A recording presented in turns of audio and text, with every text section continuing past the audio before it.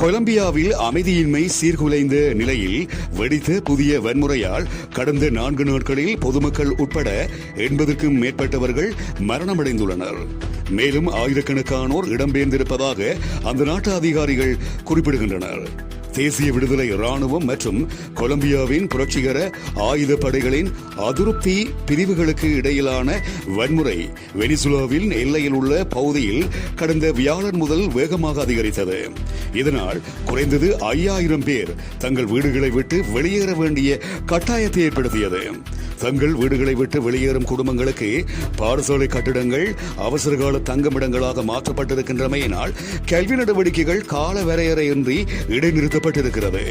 மேலும் இப்பகுதி அவசர மனிதாபிமான உதவியை கோரியுள்ளது என்று நோர்டேலி சாண்டர்சஸ் பிராந்தியத்தின் ஆளுநர் வில்லியம் வில்லமிசார் குறிப்பிடுகின்றார்.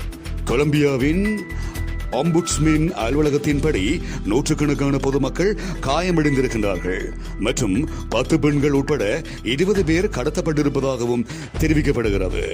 இதைவிட நகராட்சியில் குறைந்தது 3000 பேர் இடம்பெயர்ந்திருக்கின்றார்கள் என்று உள்ளூர் மேயர் ரிச்சார்ட் கிளாரோ குறிப்பிடுகிறார்.